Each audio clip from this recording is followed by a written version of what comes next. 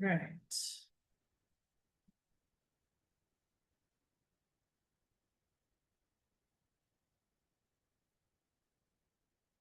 Sun is in my eyes a little bit, so if you see me squinty, that's why. I'm gonna hide our faces so there's more room for me to see the chat. Oh no, I won't do, I was just joking, Renee. I won't put you on the spot. You already know most of this anyway, so even if I did put you on the spot, it would not be an issue. All right. Is this the second? Hold on here. Oh, there we go. All right, so this class is on building resilience, so like building mental health and resilience. You can see that okay, even though the light, it'll go down in like 10-15 minutes. Okay, so we are going to, yeah, so we're going to talk about mental health. We're going to do a little bit of defining. Something that's a kind of a cornerstone of the way that I teach is that I feel like before we dive into what to do about things, we need to be on the same page about what we're talking about, because different, words mean different things to different people. So we're going to do some defining. We're going to talk about the effects of stress and hypervigilance on the body. And then we're going to talk about a bunch of herbs and things we can do about it. It's pretty simple. This class will be, we say an hour and a half to 2 hours. For those of you that know me, I'm pretty, wordy. So we likely go the full 2 hours. We might, we might end a few minutes early. We'll see. There's plenty of, hopefully be plenty of time for questions at the end if anyone has questions. And so this series is a partnership with Forest and Meadow Herbal Shop and Clinic, who's hosting this class. Okay. So mental health, some definitions. These are some definitions that are not mine that I think can really help get the conversation started. So the World Health Organization, is more focused on very, very broad strokes mental health, right? So they're not thinking about necessarily as much about like individualized health and wellness. It's about group and social health and wellness. So mental health includes our mental, emotional, and social well-being. It affects how we think, feel, and act. It also helps determine how we handle stress, relate to others, and make choices. Excuse me. And this one that I like a little bit better. So I think that the World Health Organization definition is saying what it includes and what it affects, but it's not necessarily telling us what it is. We can defer what it is from that definition, but they're not being very direct. They're trying to encompass a lot of different things.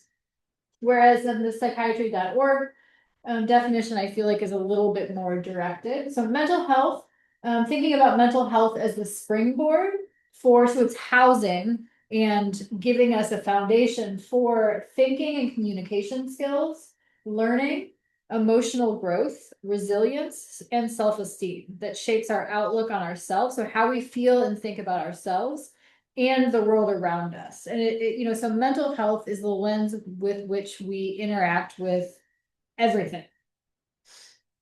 We're using our brains constantly. So it isn't just about emotional. When we think about mental health, emotional and social health are a part of that. But a lot of folks, when they think about mental health or mental health issues or mental health diseases, they're thinking about emotional health. But we're not just talking about that. We're talking about a physiological process that creates health in the nervous system over time. Yeah, thirsty today. Yeah, so what is it? What I say is that mental health is our capacity to stay engaged with life. To be very simple.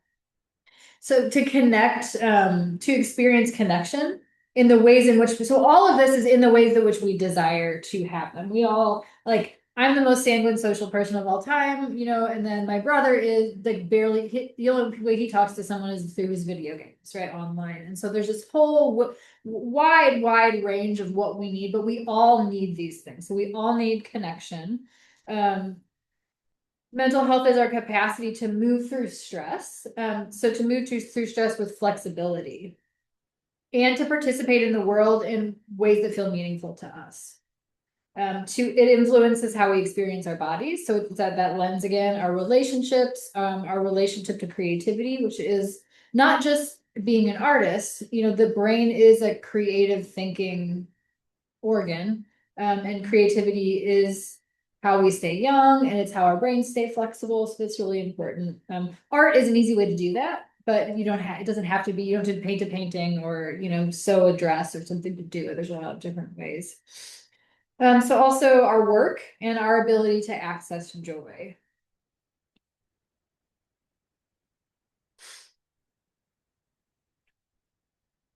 And so in direct relation to mental health is this idea of resilience. I'm sure a lot of you are familiar with it. It was a really I mean, it still is, but it was a very popular topic maybe like 5 years ago. And the idea is of resilience. Is that kind of adaptive flexibility in dealing with life stressors. So we're going from a broad definition of mental health as a social, emotional, and mental, well-being and our brain lens to thinking about resilience as like a bucket.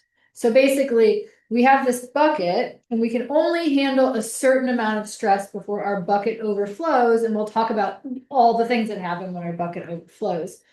And so we can do things to empty the bucket, and we can also grow our buckets. And so creating resilience or building resilience, which is kind of the cornerstone of this class, or the thing that we're going to focus the most on, is growing the bucket. And we're gonna talk about a lot of different practices, herbal and not herbal, that will help empty that bucket, and also grow at the same time. So the capacity to stay engaged in life in the ways in which you desire to be while being able to deal with your life stressors. So that's the key. It's not just to stay engaged, so to do what you want in your life while dealing with stress. All of us can feel reasonably okay. Not all of us, some folks have mental health issues, but overall, like significant diagnostic based mental health issues. But overall, when we're not feeling stressed out at all, it's pretty easy to feel mentally healthy, right? You have a good day, your partner got you coffee, and all of the stars align. You're somehow not thinking about what's going on in the world. It's a beautiful sunny day, and it's easy to feel mentally healthy and to feel resilient when we're not dealing with anything. So that second part, the dealing with life stressors, is really important. And so we're also thinking about the ability to find joy in daily life as we move through those stressful and non-stressful situations. And I think in the Western world, we have this obsession with the idea of happiness. And studies show that like happiness is not something that it's not an emotion that you can't get to be happy all the time. That's just not how life works. Contentment is overall most of the time being able to say, yeah, I'm okay with what's going on in my life. But happiness is a feeling. Happiness isn't something that is sustained, just like anger is a feeling, and just like joy is a feeling. And so thinking about not about finding happiness, but having actual joy. Whether that's being like, oh my gosh, there's that little bug, it's so cute, or your kid did something cute, your animals. But finding those moments that flood you with good feelings is really, really important for building resilience. And we should be able to have joy even if we're dealing with adversity. And so the more resilient we are, the better we are able to deal with stress. The more likely we are to be like consistently mentally healthy, and to be able to manage our mental health challenges with greater flexibility and support. So something to think about with resilience is like often chronic stress, PTSD,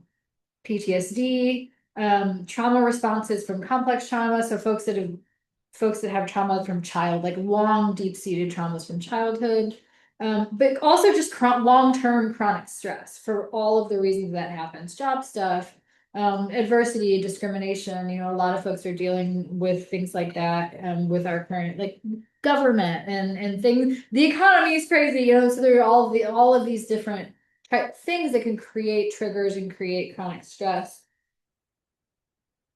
Take away our ability to feel joy in our bodies. So we need our sensory system, our senses, right? So our eyes, our ears, our nose proprioception, which is like the sensations in our skin when we feel wind, understanding where we are in relation to other things, whether that's people or tables. You know, people that are chronically stressed are clumsier because it's proprioception and interoception are part of your senses. We don't talk about them as much. And so if when we are stressed, our focus narrows to survival. Like literally even our eyes, the way we focus our eyes becomes shorter. We don't have as wide of a view on either side. And so it takes away that ability to be flexible, creative, joyful beings. And as our focus narrows to survival, our sensory systems are co-opted for that purpose, right? So if you're running from a bear, you don't need to feel joy. You don't need to look at the flowers or be like, oh my gosh, I've seen, you know, that's a trillium. Because you're going to like you're gonna die if you don't get if you're caught. And so our bodies basically think we're running from something dangerous when we're chronically stressed. Our brains are however, they're absolutely amazing, but they don't know the difference because it's chemicals rushing through our body and hormones and communication that's happening. So they don't really know. If you feel panicked, you could be being, you know, someone could be trying to murder you, or it could just be like chronic stress built up over time. Your body doesn't really know the difference. And so that's something that's important to remember when we're building resilience. Is that even if we can mentally say this isn't really that big of a deal, my life is still okay, that doesn't mean your body feels like things are okay. Because it doesn't know the difference. So there, if resilience is the aspect of mental health that allows for adaptive flexibility, we just have to look at like what does it look like? What does resilience look like in all of our lives? And you can think about that now. Feel free to share things, share things in the chat, or you can shout them out, like what resilience looks like to you. Because it isn't about blissful happiness. We're thinking about reasonable contentment, or even if things are terrible, the ability to find small joys and find meaning and connection, even with that adversity. Because a lot of, I think, especially in the Western world, the United States, I know not all of you are in the US, but this is where I live. And so in the United States, we have this idea of like what health looks like because of our marketing. And I feel like it's really important, like resilience is not going to look the same for everyone. And we have to accept that resilience it's not, there isn't a pinnacle to get to. Everyone has to look at their own lives and figure out how to make meaning and connection and joy within their own lives. So when we take resilience as this thing that needs to be more and more and more and more, folks that deal with a lot of adversity,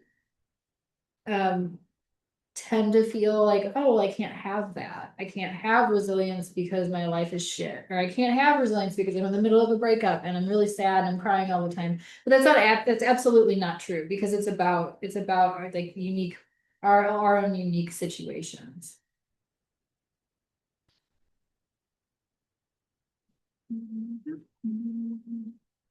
So some things that affect resilience to to the positive and to the negative.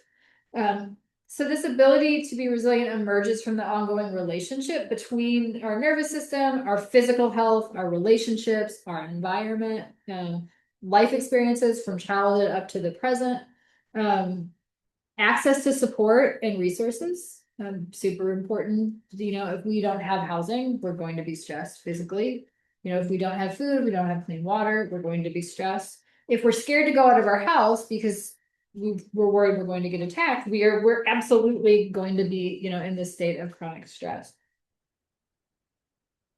Financial stress, discrimination, caregiving responsibilities, burnout, grief, sensory overload, community support, housing stability, meaningful connection.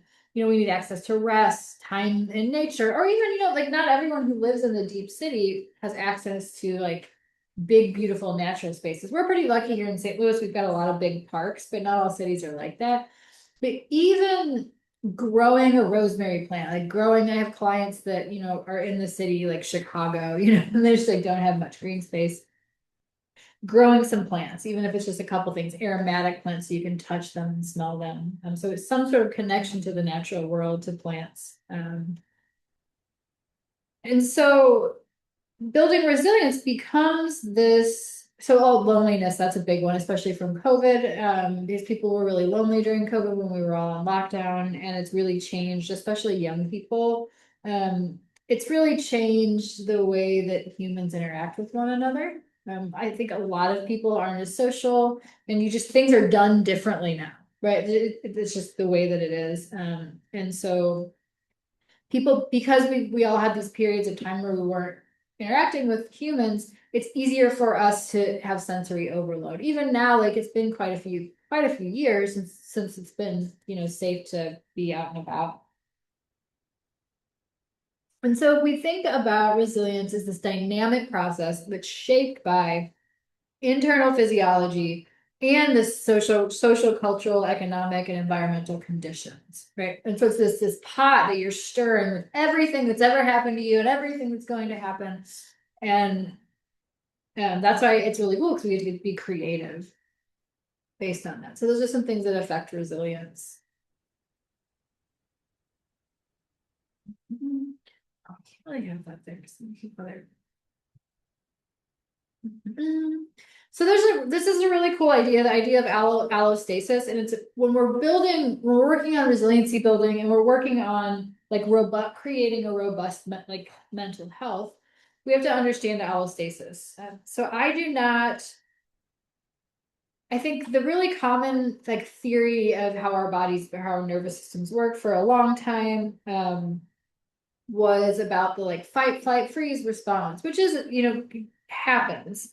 But the polyvagal theory was really big for a long time. And like Peter Levine, like Waking the Tiger, and there were all these books, and people were really into this polyvagal theory. And it has since been like the physiology behind that has been debunked. What they're doing is building resilience, right? And so all of the things that they're suggesting to do are excellent, right? We still like all of the things to get into like whatever they called I can't remember now, like the like parasympathetic state, that's creating safety and meaning. And so all of it's still good. The physiology doesn't actually work, within our bodies, which is totally fine, because science learns and grows.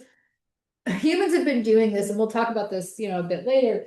Humans have been creating resilience since like we were humans, and older cultures were often better at it because there's more connection, more ritual, more meaning making opportunities. So allostasis, a lot of folks are familiar with the idea of homeostasis. So that's stability through constancy, right? So we have things in our body. There are things in our body that use homeostasis. Our blood pH, our temperature. But even within that, we're seeing that like now it's getting me. There is variation, right? So it's some things vary in a very small window, like blood pH.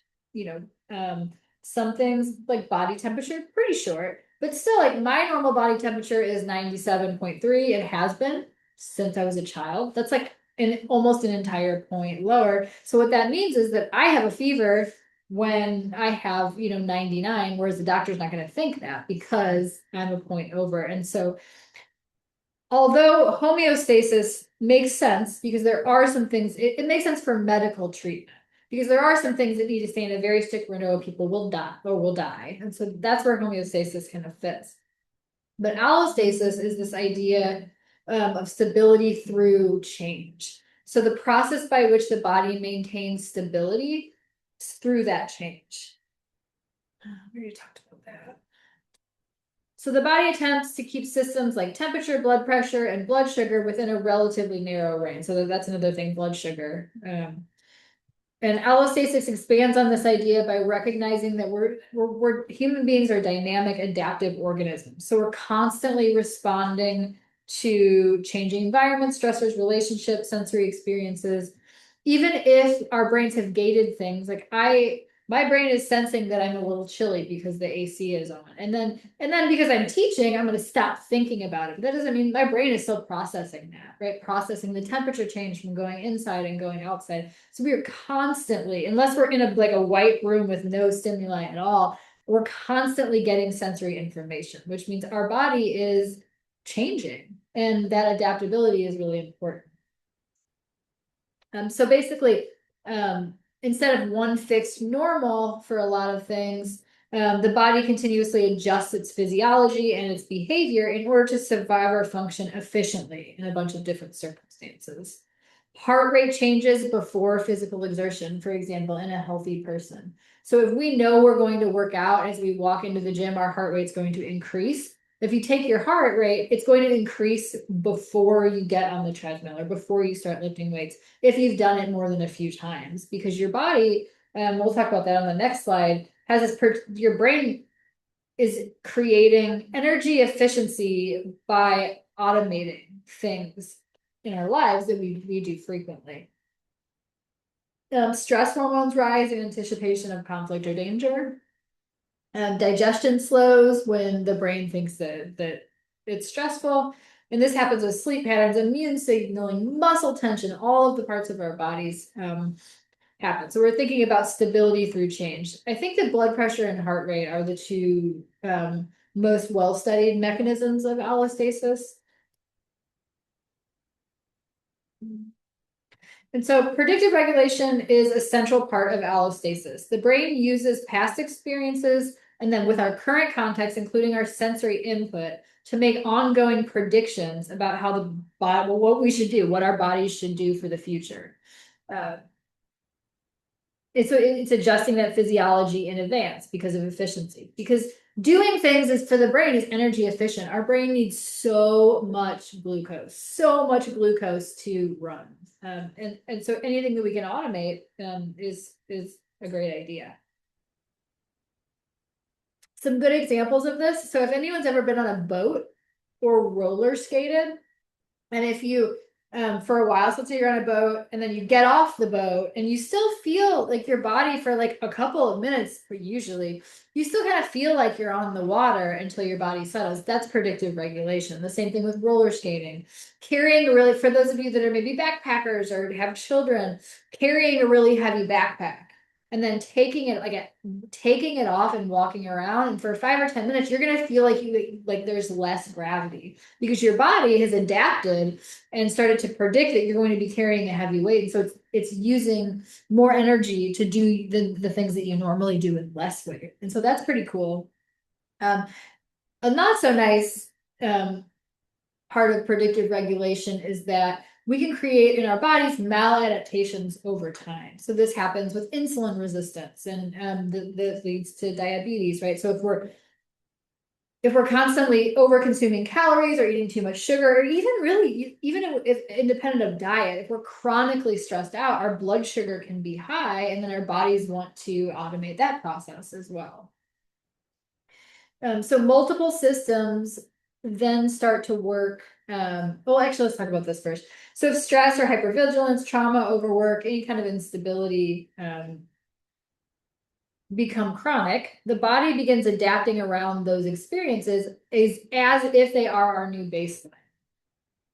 So that's really important. So you have a new baseline if you're chronically stressed out.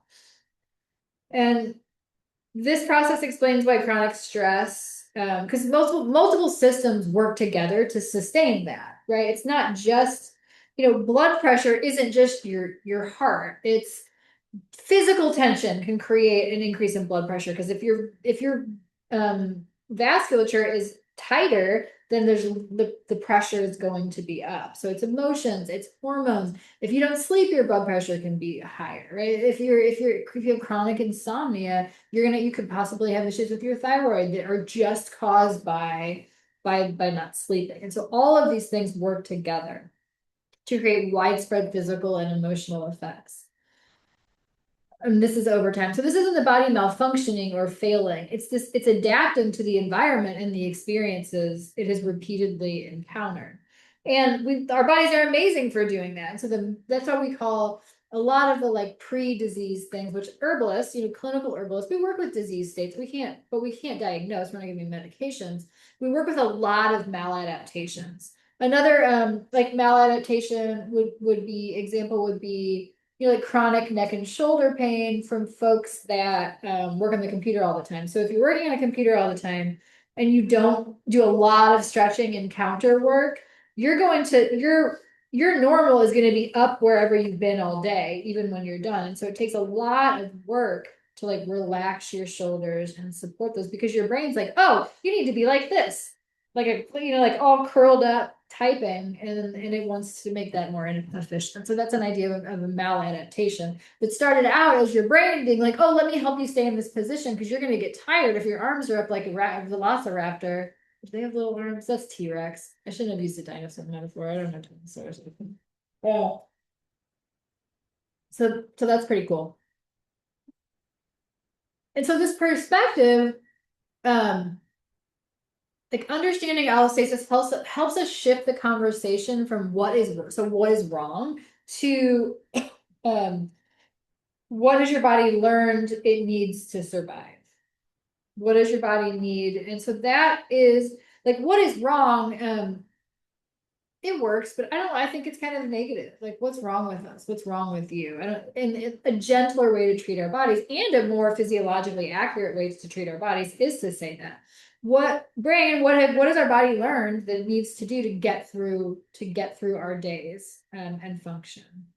So this perspective creates a foundation for resiliency building rooted in curiosity and capacity, compassion, all the nice C words, as opposed to teaching the system there's new patterns through repeated experiences of safety, connection, pleasure, nourishment, and restoration. So we're not just taking herbs. Oh, taking enough calming herbs is going to make you feel calmer, but it's because our maladaptations come from a bunch of different body systems. We need to hit them in a bunch of different ways to build true resilience. So understanding this idea of predictive regulation and allostasis will really help us when we think about how to treat ourselves and our bodies and how to create new patterns over time. We know that our body wants to make things more efficient. We know that our brain wants to make the things more efficient for our body. And so if we create even teeny tiny habits, 10-second habits that are different throughout the day, and we do them enough, our brains will start to automate those things too. And herbs can be an amazing way to co-opt that process. And so through adaptation, the body learns its set point, like we talked about. And the chronic stress becomes what we call allostatic load. So all of the ways that our body is loading up the allostatic mechanism, basically. And I know that was pretty technical, but thanks for staying with me because it's important. So I always like to have a slide that says thank you bodies, right? And so along with the compassion, we're thinking about our bodies have done the best they can. And so although there are things, and my therapist says this too, like reframe, like working on reframing is so important for mental health. And that doesn't mean reframing doesn't mean washing away like diverse or discrimination or adversity. It means saying like, let's be good to our bodies. Let's say I understand that maybe I have insulin resistance or I have this chronic neck and shoulder tension, but like still thank you body for trying to help, right? Even our like trauma responses and like the things that happen through chronic stress, like hypervigilance, that is your body trying to support you. And yeah, so I just like to say thank you, bodies.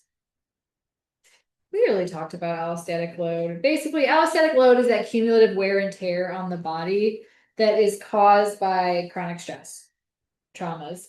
And so that it reflects the total physiological costs of repeated adaptation to stressors, so repeated use of predictive regulation. And this slide just shows some potential stressors. We've talked about a lot of them already.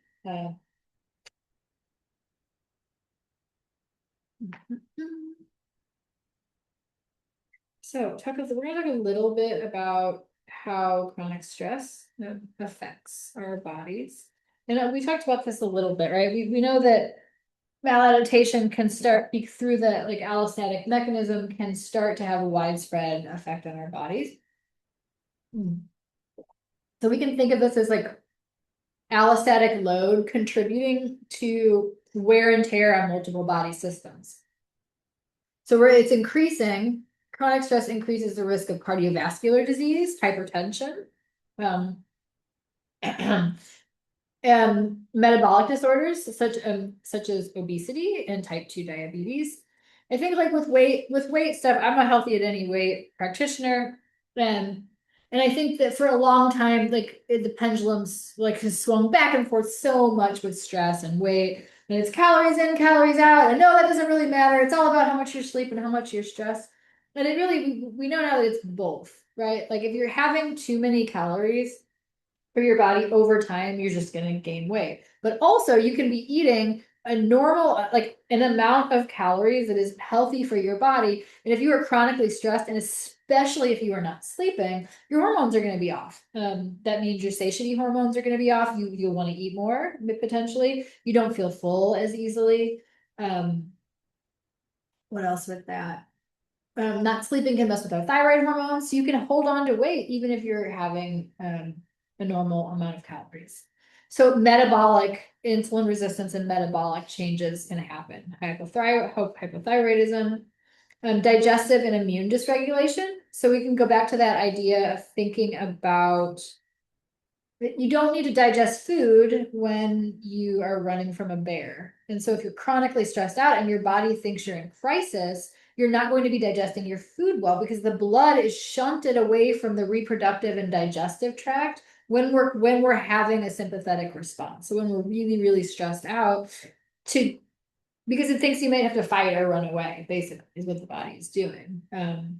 Whether it's physically fight or you scream at your partner, it's the same thing it's like the same thing for the body. And so immune dysregulation can happen with that, and that includes getting sick more often, autoimmune conditions. And all of this is leading to a higher inflammatory load in the body. And not the like pop way people are talking about inflammation now, where it's just like, oh, you have a headache, you're inflamed, but like actual markers of the inflammatory response that are causing damage to your body. You're more likely to have anxiety, depression, and insomnia if you're chronically stressed out. Most humans, like we all have, because we're different and we all have different upbringings, and our like stress responses are different. Like I'm a little ball of anxiety, worry. I tend to be less depressed than anxious when I'm stressed. But someone else, like I like my brother because we're basically the opposite human beings. Tends to depression. So if he gets really stressed out, his body shuts down. And so some of these things can happen. And insomnia, which is huge because we will be doing another class in a couple months on sleep. I suggest that one. It pairs really well with this class. Because when we're not sleeping, our bodies think we are not as safe in the world. And in addition to, for folks that have ovaries,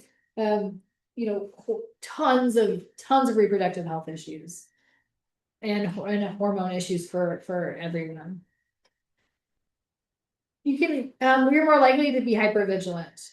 So hypervigilance is a state where it's like extreme sympathetic stress. I don't know if everyone has felt that. As an angsty person, I have felt that. So basically it's like if you're like sitting with your friends on a sunny day and a butterfly flies by your eye, you jump. Or if like someone shuts their car door as you're walking by in the neighborhood and you jump out of your skin, like your body like thinks it's a gunshot or something. That's what hypervigilance looks like.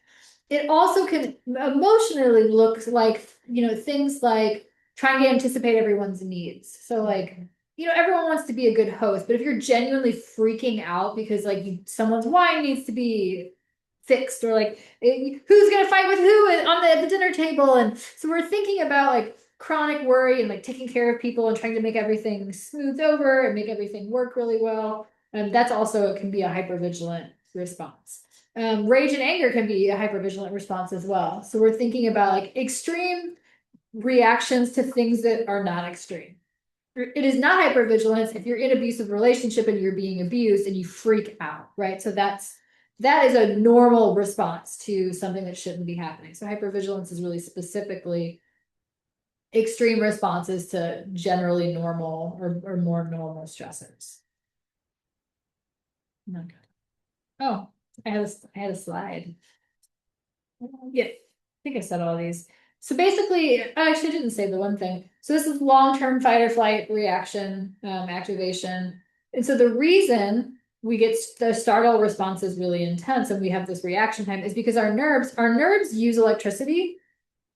they're millivolts instead of volts, right? Like the electricity in your house is using voltage, right? So millivolts is this teeny amount of electricity, but our nerves, so the way that our bodies communicate between our brain and our bodies is electricity. And so there can be a threshold without going into like the really technical way. There's like ions floating back and forth and you know, neurotransmitters going back and forth to fire things. But basically your nerves are firing with less stimulation. And so that's why that's happening. And it's really easy in so there's a lot of folks that are getting diagnosed with like autism spectrum and or neurodivergence. And I do think, especially for folks that identify as women, that is underdiagnosed. But I am worried that where the pendulum is swinging with that, because when someone is hyper vigilant long term because of either chronic stress or trauma, or all the reasons we can be that, we are going to feel rigid and overwhelmed. Like our sensory systems are going to get overwhelmed very easily. And so I've seen a lot of clients that like, oh, you know, and I think that I don't tell people, no, you're not neurodivergent, right? Because who am I to say that? But I also, the only reason that I bring it up is because I don't want my clients to just accept, oh, I'm neurodivergent and not look at the fact that they may or may not be hypervigilant, right? So, because there's ways, neurodivergence is just who we are, right? And there's a difference between accepting who we are and learning to work with those things and being hypervigilant, which is a state that can be treated and supported. So it's just about screening, right? Like you're not saying no, we're not going to tell someone what they feel about themselves is wrong. Just check in. Did you have a question, Mary? I didn't know what neurodivergence is.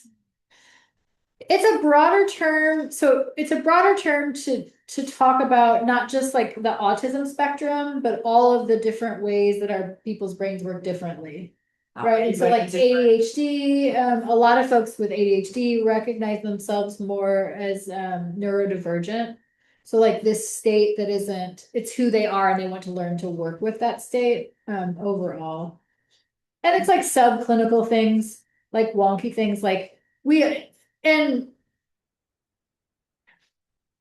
I hesitate to say like, oh, we're all a little neurodivergent. I think there's a difference between having quirks and self-soothing behaviors and being, you know, like on the autism spectrum or something like that. But I think it's just basically trying to open up the idea that there's a lot more uniqueness in the way that brains work than people originally thought. Okay. Does that make sense?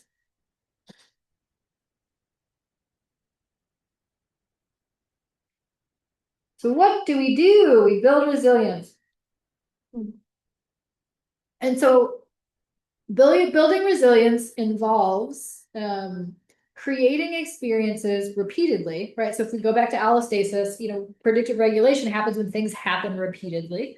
So we want to create repeated experiences that help the body and mind move out of stress and out of chronic hypervigilance, if that's where people are at, and into states that are associated with safety, connection, flexibility, and feeling good, feeling pleasure, and meaning.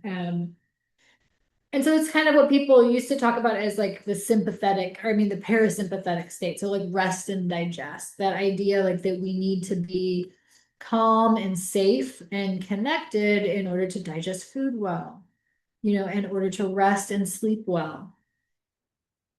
And lots of things. The rest of this class is going to be talking about all the different ways that we do this, but we're thinking about anything from making art to taking a walk in the park, community support, volunteering, rituals, spirituality practices if you're a person that is, you know, spiritual or religious.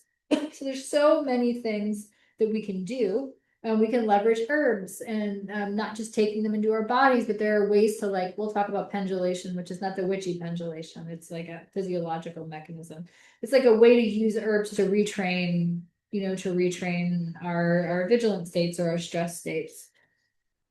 And so basically what we are going to do is going to be based on what we like, our personalities, our own lives, what we have the capacity to do. But the thing that needs to be, so the goal is to stimulate joy, to stimulate states where we feel okay to be okay and safe to be in our bodies. For some folks that have mental health issues or chronic traumas, like complex traumas, that they're going to need probably more help than a beginner herbalist has, right?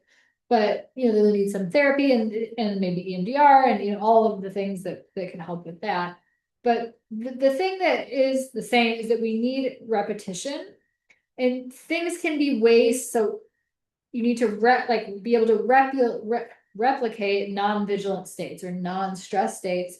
And it needs to be small things. Like big things are great. Go do Eat, Pray, Love. Go walk the El Camino de Santiago, or like climb a mountain, or whatever people think, deprivation tanks for hours and hours and taking mushrooms. All of those things are great. But what actually is like clinically shows the best like resilience is small things over time. In the United States, I think the Western world in general, but especially the United States, we like to do things hard or not, right? So like, I'm not going to have one beer. I'm going to have 7 beers and get really drunk and punch my friend. Like we want extremes. We're going to do it. I'm going to be the best. I'm going to do resilience so hard. And that's when people go and do the Eat, Pray, Loves. And I think that we don't, because our medical system isn't like that either, right? About small incremental changes over time. And it feels, if you're used to a culture that wants to go big, it feels really anticlimactic to start doing some of these things. Like it's like kind of boring until you feel the world's better. And so that's pretty cool. That because most of us are exhausted and have, yay, Renee, small changes. Hashtag small changes. Um, why I think it's amazing is because most of us adults are really busy and like generally stressed. So if we can do small things and just be like, oh, okay, if we keep doing this, it's going to work and it's going to help. And I always tell my clients a bunch of small changes over time equals something big. And if you do something big without making the small changes, you're just going to feel good for a while and then slip back. Your brain's going to slip back into old habits, right? And so you can do the mushrooms or do the Eat, Pray, Love or hike the mountain. And then also, but you're still going to need to come home and do the small changes, right? But we also remember that big changes can cause stress. So let's say you're not happy with your diet. You're not eating a lot of nutrient dense foods. You're not feeling well. You're holding on to weight, or you just like are not. You're like your food doesn't make you feel good. Some folks will change, do a Whole30, or I'm going paleo, or I'm doing this, and you're changing everything about your. That actually causes a lot of stress on your body. Whole30 and things like that, where you're eating a bunch of whole foods. That's a little bit better. But even extreme diet changes, it's better to do them slowly. I have so many clients that are like, I don't tolerate fiber. It's because they were not eating zero and then they tried to eat the high fiber tortillas and they want the sodas that are fiber, and they're putting like 60 to 80 grams of fiber into their body when they were having 5 before. Of course, you're gonna feel terrible because your body doesn't know. You need to give your body time to adapt to the changes, especially when you're putting things in it. There is fiber soda, all the like the probiotic sodas like Poppies and Olipop, and they also have they have like prebiotics. It's not technically fiber, but it acts like fiber. It's like things that feed the critters in our lower intestines. They're even making soda with it's like protein soda, fiber soda. I actually don't mind those kinds of sodas, but I still think it's silly that they put fiber in them. I think the idea is to they have a teeny bit of sugar. They have like a teaspoon of sugar in those cans, and I think it's like slow the uptake of sugar. But yeah, small changes over time, especially diet. You'll stick with celery. Celery is great. So full of fluids. It's a weird thing to say. I'll tell you what, folks, it's only Wednesday. We basically talked about this. So the thing that I was just talking about with the small things, right? That includes like briefly having positive emotion throughout your day, broadens and builds your life. It widens your attention. So if we remember, when we're stressed, we have narrow, rigid thinking, narrow, rigid vision, tunnel vision, right? And so brief, super short, brief positive emotion emotions during the day will loosen that rigid thinking. They'll help with rumination and worry, and build durable emotional resources over time.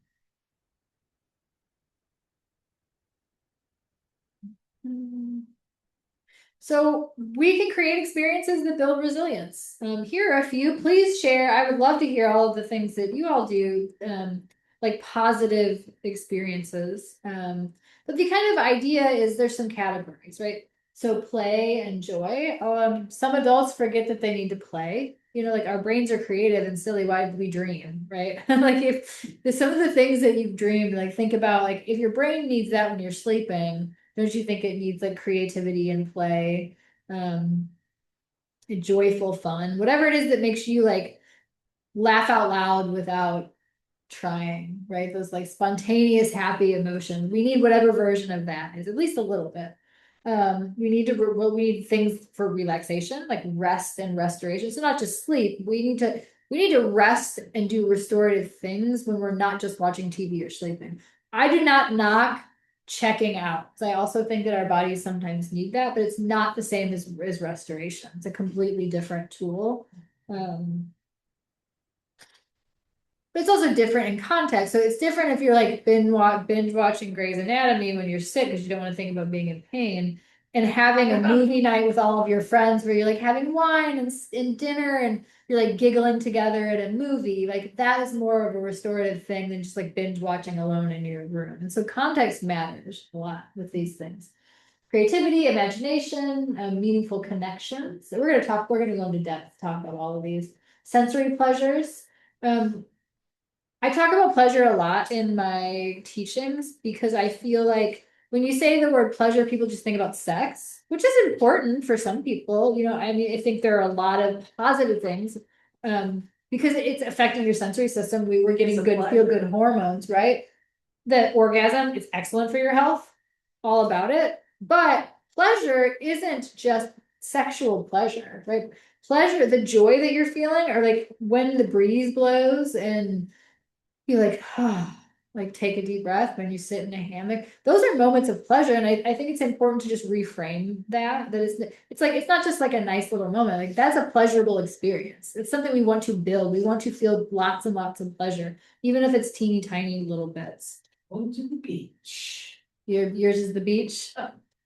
My mom's is the beach too. Ocean, water, Yeah, ocean. swimming. The ocean is stinky and it is full of things that want to eat me, and I don't breathe the same thing as those things. So it's like not, I mean, it's beautiful, but it's like that I think just because it's majestic, it is beautiful. you know, What are- when you go to Colorado or out west and you see, you know, different Mhm. things that you don't have around here. Definitely. Which we truly have the parks to go to. And that is your good, like it is really good for your eyes to see new new art, new natural environments.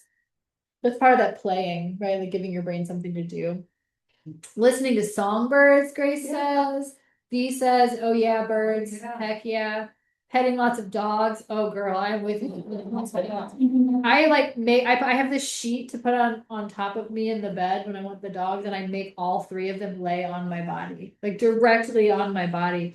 And what we're gonna talk about that in a little bit, it actually now it's pleasurable, it also completely resets your nervous system to cuddle. And it doesn't have to be humans. Like that response. If you're cuddling someone you're in love with or you have romantic feelings for, you are going to get something different, of course, than the creatures. But if you're just going for that relaxation and nervous system reset, cuddling anything with a heartbeat is you're good to go. And it's kind of hard to cuddle like lizards and snakes and things.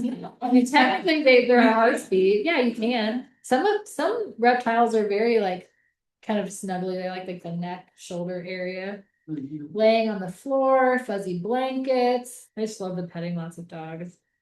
Cloud watching. Oh, I haven't done that in Yeah. so many years.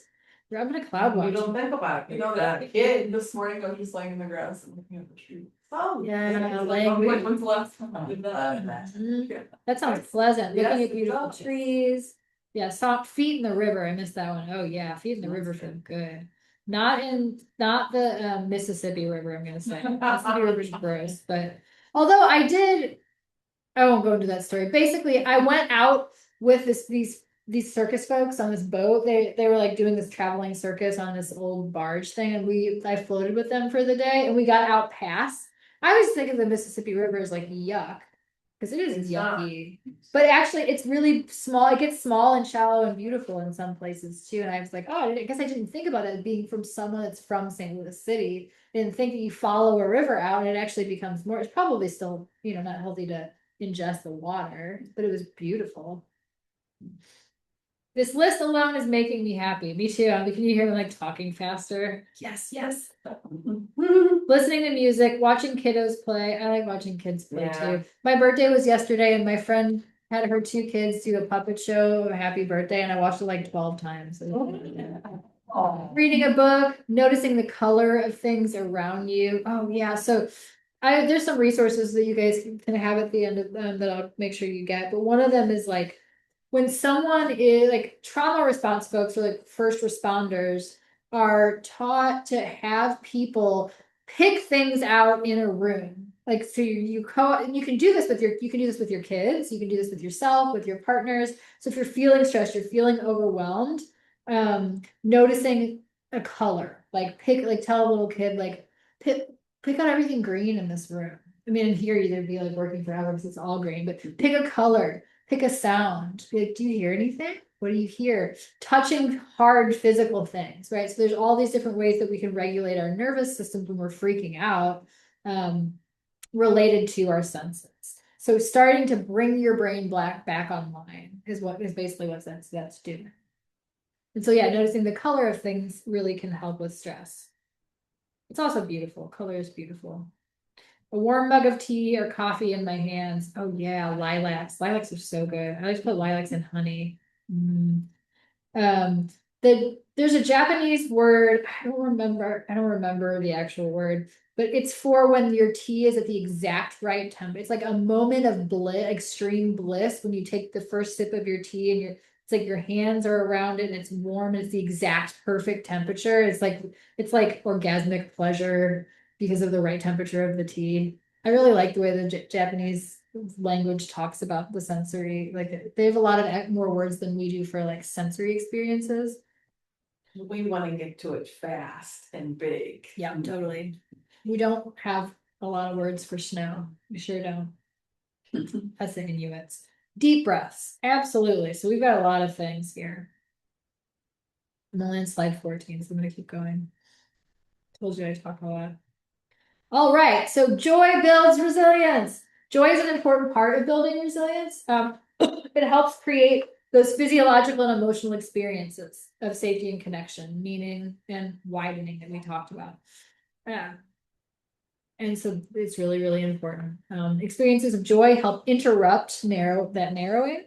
So anything from laughter to beauty, all of those things we talked about, intimacy, creativity, new connection, old connections, all the connections will shift our nervous system towards states associated with like recovery and rest. And so I'm thinking of like building joy or creating more joy in our lives as a way to build resilience. So for me, joy lightens and brightens the moments in my day, whether that's like sometimes I only have time to like go outside and look at the trees and take a few deep breaths and like swing my arms around and say like I'm a body on a world, and just move for like 30 seconds. But all of those things are really, really helpful. And if we do those things throughout the day, we will be more able to do restorative things at night, right? So if you're just working, and so it's not just about exercising, you don't have to go run around the block. Even those 10, 20, 30-second moments throughout the day, once or twice an hour, will make you have more headspace and ability to do things after work or after whatever it is that you're doing that day. Yeah, so joy supports cognitive flexibility, like above all. Well, I like to say like joy, it reminds the body and mind that like survival is not the only state that's available to us. So and it's important to say, especially with as bad as as our country is for some people, not everyone, for some people right now. It's important to know that like, making space for joy does not erase grief, injustice. It doesn't take away fear, burnout. It doesn't can't help with burnout. doesn't necessarily always take pain away. It expands our capacity to carry those things. And so it's okay to feel joy even when things are terrible. It's important because we're going to be able to deal with that hardship better as a culture, as a group, as a family, as a person, if we're feeling those joy. And I think there's this quote, it's kind of a sad quote, but it to me, it kind of shows this idea really well. It's that during the AIDS epidemic, folks would say, activists would say, um, we bury our friends in the morning, we protest in the afternoon, and we dance at night. And that goal was to say that, like, we deal with hard things, we do our best to change what we can, and then we let ourselves feel joy and connection and fun. Because if we can't, we're going to burn out, and then we're not going to be able to do anything for anyone or ourselves. And so there's a poet that I love, Ross Gay, and he says some things on joy. It's basically what we just talked about. What if joy not only is not only entangled with pain or sorrow, but is also what emerges from how we care for each other throughout those things. And so in the Western world, there isn't as much interdependence as other cultures, right? So we don't want to be codependent. We don't want to say, I need this person or I'm going to die. I need them, and it's the only way that I can be okay. But interdependence is really, really different. And a lot of ours, like, we have one family or we're living alone, and we're not counting on other people for things, and people aren't counting on us for other things. And so what this quote means to me is that caring for each other through hard times is part of what is building joy. And we can't have joy without sorrow, right? We can't have joy without hard times.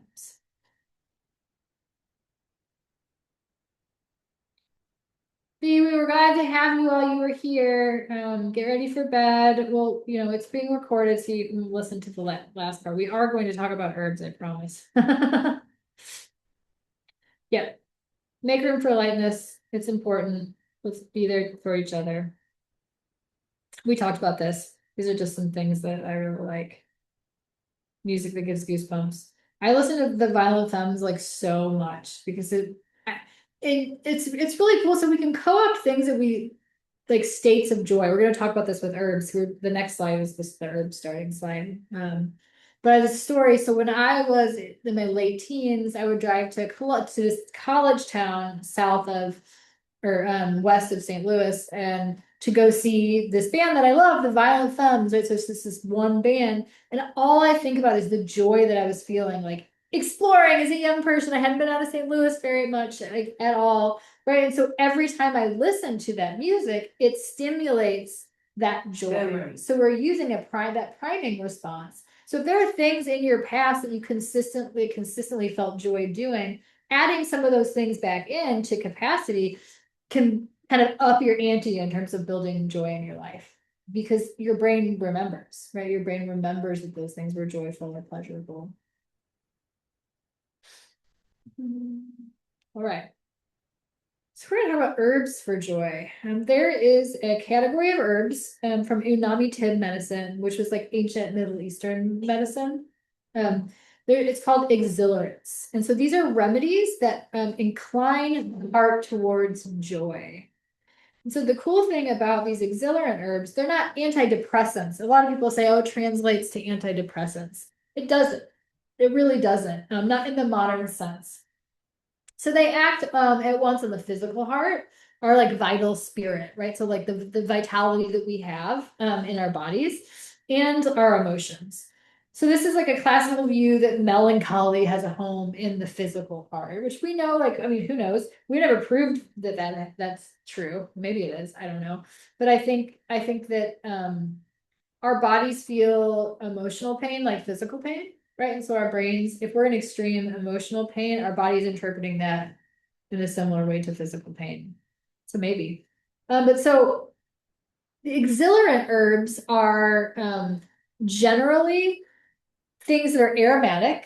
So the herbs that were traditionally exhilarant, there's a few of them. We're thinking of like aromatic spices like cardamom, saffron was like, I don't know, they didn't call it the king of exhilarants, but it was like the highest tier of exhilarants. So these are generally like warming, pleasant tasting herbs that have aromatic things, which means you could like volatile oils. It means you put them in a tea that's hot and you can smell something, basically.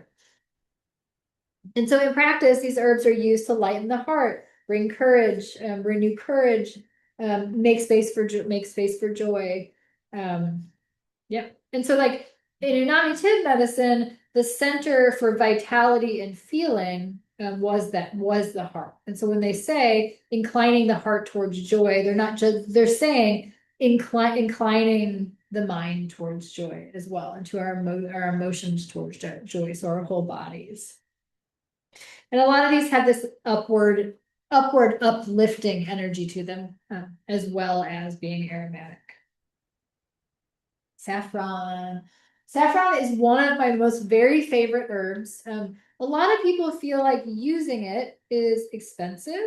And so, but it's not because you don't need very much. So it's expensive to make the tincture. It's expensive to invest in it initially, but after you have it, like let's say you make a tincture, it's a 1 to 10, which means 1 part of saffron to 10 parts of vodka strength, a little higher than vodka strength alcohol, and you're having 1 milliliter, and that's the maximum that you need, half to 1 milliliter, and that's like 30 single drops, is about 30 drops. If it's like an alcoholic tincture, that's all. And 30 drops is like, usually it's more like 15 to 20 that you need. And so the dose is low. You can get capsules. The capsules are not very expensive because the dosage is 2 thread. It's 2 threads. It's not very much. It is amazing in white wine if you like to imbibe. It's really great as a tea with honey. Put it in your food, and so it's one of my favorite exhilarants. It works really well clinically for actual depression as well. It can help with anxiety. Especially new depression, emotional flatness. So it can help. That's another thing that exhilarants help with. So like that anhedonia, they're like, I just don't really care. I'm not really sad, but I'm not really happy either. I'm not. So it's like that type of depression where it's like I could just melt away and be completely okay with that. It's not active. It's not like actively suicidal. You're not wanting to do anything. You just serve like a lump, like I just want to be a rock forever and not ever do anything. That kind of anhedonia. Anxiety, tension, mental fog. The aromatics can help with brain fog. They can kind of clear that fog out by bringing the aromatics up to the top of the body. So it can kind of feel like sunlight breaking through the clouds. And saffron is also, like, for those of you that haven't seen it, it is vibrantly orange and will stain every single thing that it touches. Like if you drop saffron tincture onto your, like, anything that is unsealed, like if you have granite that hasn't been sealed, or even like formica or something like that, and you don't immediately wipe it up, it will not go away. It won't go away. You have to bleach it. And so thinking about that going into our bodies, right, and moving around our bodies is pretty cool. So it's supporting emotional balance while remaining grounded. And so you want to avoid prolonged doses. So you don't want high prolonged doses. Generally, saffron, even though it says you can take up to 1 ml a couple times a day, you don't really need, like I said, if you're using the tincture, you don't need it. Start at 10 drops, go up to 15 drops a few times a day. And then if you get much past 20 drops, then maybe you need to add some more herbs in, some other herbs in to help. And we don't want to use this in pregnancy because it's really stimulating. It's probably safe, but it's like a lot of herbs we just say don't use, especially the highly aromatic herbs, just because we don't think. The thing is, no one that's pregnant is like, we're not going to do ethically, we can't do studies. So we have to look at classical use. You're right, Grace. Like, yeah, saffron capsules aren't too expensive at all. You can also get them with like, they have like formula. I really like saffron and L-theanine together. L-theanine is like the substance in green tea that makes that balances the caffeine out. You can get an enormous bag of L-theanine powder that dissolves in water, hot water, cold water. It barely has a taste. It's safe for kids, little kids too. Like I would give it to a 4-year-old a little bit if they were freaking out or worried. up to like super old folks, and you can take a lot of it, but there's like no side effects. It helps with anxiety and can help with that vigilant response and that kind of like stress response. So they those probably pair really well together. And saffron also pairs really well with rose, which is like more cooling, right? So rose is an aromatic, but it's more like cool. It's a cooler, gentler. It's softening, right? And so that combo, and it tastes really nice together as well. Ah, rose is next. So this is a cooling exhilarant. It can calm you down without being sedated. So you're really like, you're not gonna take enough rose for it to make you sleepy. With the caveat being that if you regularly take herbs that herbalists say, this won't really make you sleepy, it'll just relax you, you probably just need to sleep more, right? Or you're not getting good quality sleep. So it's like sometimes we all have different reactions, right? Like I take valerian and I literally don't sleep all night, right? So I have with a lot of people, it makes them sleep. But Nervines generally, if you're not sleeping and they make you calm, they will make you tired. If you're supposed to be tired, but you're too keyed up to not be tired, then lots of things will take away that keyed upness so that your body can be sleepy, which is its natural state. So there's a distinction there. And so, yeah, so low grade anxiety, grief, heartache, that hardening that happens after difficult experiences, that rigidity. So rose, rose is softening. It has a gentle astringency as well. So it's like toning and supporting structure while softening, which I think is really beautiful. Weak infusion, meaning just like a teaspoon. Rose is so aromatic, you don't need a ton. It can be overwhelming in a tea if you take too much, put too much in there. 5 drops to up to like 60 drops. 2 milliliters is absolutely fine. Oh, that's doubled. Sorry about that. 3 times a day, 4 times a day. Rose is really safe. It's really safe. So you don't really have to worry about much with that.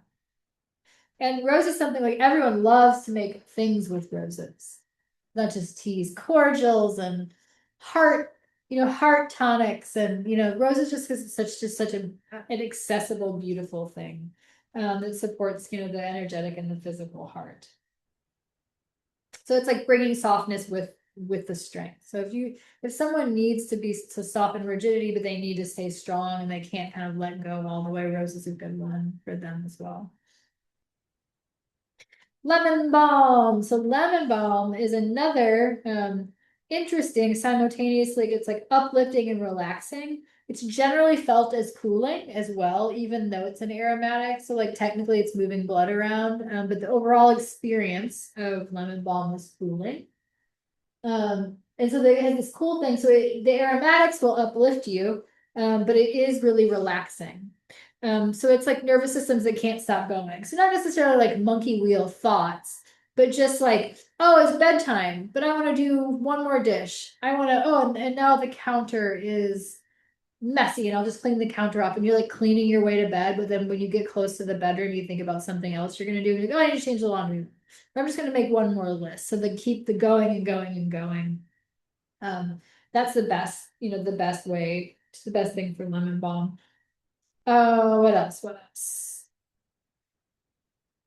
For folks whose nervous systems have forgotten how to soften, right? You can pair it with rose to help with that softening. Lemon balm will just be like, hey, chill out. Like chill out. It's great for sadness. It can be really wonderful for depression, memory and concentration difficulties. Because it's like a good afternoon tea in small amounts, because it won't make you super sleepy in small amounts, and the aromatics will help brighten your thinking and brighten your day. It is really great for burnout, and it can help with if you have cramping or gas, because it has those aromatics that will help with digestion. And in larger doses, it's been studied to be more sedating and sleep supportive. So if you make really, really strong tea of dried lemon balm, it might make you sleep. It's if you're taking higher doses of the tincture. Like if you're taking 5 milliliters, which is a teaspoon-ish, 3 times a day, that might make you sleep. Now it's in a lot of newer sleep formulas, the like, commercial sleep formulas. Smells nice. It smells amazing. And so aromatics, it's not just the taste, right? Where if you're especially if you're having them in tea, I always tell people if you possibly can have it in tea, even if you have saffron tincture, like putting it into tea so you can open up those aromatics. Because smelling things that are relaxing to us helps, it bypasses the nervous system response. It goes straight to your brain, right? So you don't have to consciously think about it. And so that's a pretty cool way, like to leverage scent. So the smell of these herbs, growing them. Not a lot of people can grow saffron. It's kind of hard to grow, but definitely roses and lemon balm Or easier. are super easy. Mimosa, this is just the happiest, most beautiful tree. It's pretty invasive in the US in a lot of ways, but it's like, I guess if it's going to be an invasive plant, it's at least it's really pretty, right? Like the flowers smell amazing, they taste amazing. And the trees, it's just like little teeny pink fireworks. And like, I guess here it's like in, what is it, like June, late June, maybe they bloom. Yes. So mimosa was also like in Chinese medicine and TCM, it was called like the happy tree, happiness tree, or like collective happiness bark. So we're thinking of this for grief, heartbreak, emotional hardening, and depression that carries a heaviness. So we're thinking of like mimosa is extremely uplifting to the point where people like head in the clouds people. So you can use the flowers and you can use the bark. The bark is a little bit more grounding, and the flowers. Like I'm can be kind of a spacey person when I'm stressed. If I take a lot of mimosa tincture when I'm stressed out, I get a little more spacey, but just in a pleasant way. The bark is a little more grounding. So you were thinking of people that are feeling heaviness, right? Or you're feeling like put upon by your emotions, like more of like a heavy feeling. Yeah, the bark tends to feel more grounding and balancing than the flowers, which can sometimes feel overly stimulating for some people.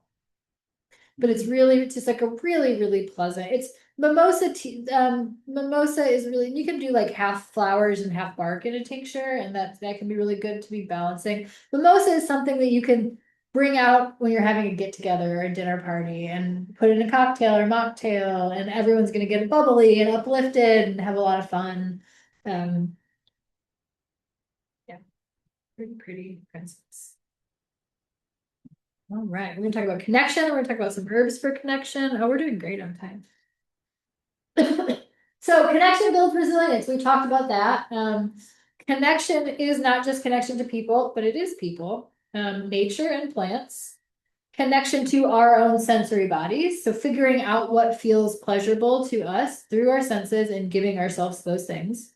Whether it's a bath, whether it's orgasms, whether it's hammocking. I've just realized how much my nervous system likes to hammock. And my partner like put a hammock up as a surprise for my birthday last night. I just sat there and was like, so there's something about your feet not touching the ground that is so luxurious, right? And so we just have to think about those things. Like, how can you connect with your sensory body in the ways that it likes to be connected, like your body likes to be connected with? Connection happens through meaning making and ritual. And I said meaning making a lot, and I haven't really given folks much of a capsule for that. What I mean when I say meaning making is that it, like, not just like think, oh, like I got a hug and that was meaningful, or you bring someone some soup when they're sick, and that's a meaningful experience. But we're thinking about meaning making as something that makes the world make more sense. Right, like a meaning making or like a ritual can be, everything from celebrating Easter if you're a religious person to if you're a non-religious or you're more of a nature-based spiritual person, celebrating the solstice and the equinox, so thinking about ways to bring meaning into our daily lives. Animals, connection, they have heartbeats, right? We talked about that earlier. So there's this idea of co-regulation. So our bodies, humans, we're not solitary creatures, right? And so as we evolved from other creatures, those creatures were communal creatures, right? We didn't live alone, right? We didn't go off to live with just, even like early humans did not even go off to live with just parents and children, right? Like, which is a really common way. We lived in groups, we lived in packs, like dogs. We lived with other people. And so we evolved with this idea of co-regulation. So this just means our systems regulate better in the presence of other reasonably regulated nervous systems. If you're like you're living with someone that is unsafe, that isn't going to be regulating, right? So that's why I said regulated nervous systems. It doesn't mean we're all stressed and we all have things and we all snap at each other and it's just life. But you have to be able to feel safe with a person for them to be able to help you regulate your nervous system. Good night, Joyous. There's a lot of people going to sleep. They're probably on the East Coast, early risers on the East Coast. So older cultures are often more resilient. And like I said, why do you think this is? But we already talked about it. So we think about tools for resiliency building. It's helpful to look at what is missing this is kind of a Mel rant, but I believe very strongly that there are things missing, and not for everyone in the Western world. There are cultural groups that have some of the things that I'm going to talk about, but overall, we're missing a lot of things in our culture. And I think that is why that because in the United States, we have, if you're a white person, we came from colonization, right? So we came to a place where people were already living and we created homes here. And so we're away from our place of origin, right? And oftentimes our cultures are that culture and lots of different other cultures, but that's just one example that cultural appropriation is really common in our culture. And although we don't want to do that. I think that having some understanding for why people are doing that. So some people are doing it for fashion, or some people are doing it that they're not being conscious. Some people are co-opting other cultures because they don't have one of their own. They don't have a way to make meaning. They don't have rituals. They don't have a lot of celebrations that they connect to, and so they're choosing to use other people's cultures, and so that's part of what's going on. And I think that traditional and tribal cultures, so cultures that lived and ate in more communal ways, so it's not, the goal isn't to culturally appropriate specific practices. The goal is to better understand what's missing. What are we missing? What are you desiring that you're missing in your life? So I think mental health struggles are widespread. And I think part of this is because people are living without built-in resiliency practices. So what are some thinking about some of those things, when someone was born, there was food and there was celebration. It's the same thing with grief, in Jewish culture, there's these whole practices, you don't change clothes and you eat a lot of food and you sit low to the ground. And there's these ways that people came together to sing, to dance, to worship, if they worshiped, to celebrate and to grieve. And there were all of these, we sang, right? We sang things, even if we weren't good singers, where people are dancing, and there's music, and there's a lot of cultures have some sort of rhythmic situation. Not all, like drums or people hitting sticks, anything, just something that's kind of a rhythmic tone that's mimicking heart. A lot of times it's mimicking heartbeat. So those are big things, right? But we're also eating in groups, right? So they find these really interesting things, people can tolerate foods they're sensitive to better, at a potluck, when everyone is grateful for each other and grateful for the food and excited to be together. And they also say oh, I went to Europe and I could eat all of this gluten. It must be the glyphosate in our wheat. Maybe, but that's not a great chemical. But what's really likely going on is that you're away from work, you're away from your house, you're away from your stressors, and you're doing whatever you want. You're eating whatever you want, and you're having a bunch of fun, right? And so being in connection with people in our daily lives, eating together, talking, having conversations, working together, whether it's braiding rope or working on the computer, these co-working spaces are coming up in a lot of cities. St. Louis has a bunch of them now. They're thinking about all of these ways we had storytelling, right? So we tell stories to kids, so we read books to children, but there's not a lot of storytelling. In St. Louis, there's a really cool group called Campfire. And you can go through this program to like storytell, but it's like the Moth podcast. So like if you know, there's like a storytelling podcast. So there are all of these ways that people are trying to like get back to those meaningful connections in that way. And so as we're thinking about building resilience using plants, gardening together is a great thing. Gardening with your children, gardening with your partners. So just thinking about, the ways that older or more, communal cultures were resilient and like what did they do and how can we do that within our own lives? How can we create that connection in our own lives? Like shared labor was a big thing, which I'm hoping. I just bought a house and I'm kind of hoping that some shared labor, and we'll provide pizza and beer and fizzy water and everyone's gonna come over and paint. Right. And that's this beautiful, joyous thing where not only are you helping the load, but you're also bringing like amazing energy and happiness in like, everyone's happy and connected because they're doing those things. So those are some ways like independent of like you can use plants. You can be the bringer of plants and bring everyone tea and herbs, and that's really great. You don't even have to use herbs to build resiliency, which I think is pretty cool. Rant over. Building connections in small and regular ways. So we're thinking about those small changes over time. Like doing errands riding around in a car with your friend that needs to do errands counts as building resilience. Co-cleaning. Come over to clean at my house and then I'll go over to clean at your house. Short phone calls while walking, volunteering, volunteering with animals, volunteering with people, bringing people tea or having broth in the freezer so you can bring food when you're sick. So thinking about small ways that we can do that is important.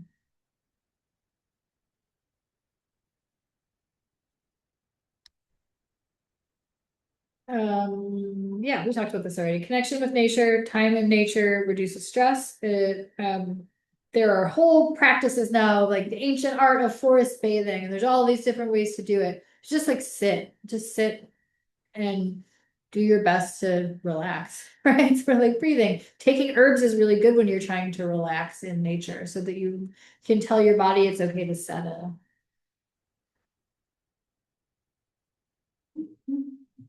Herbs that support connection.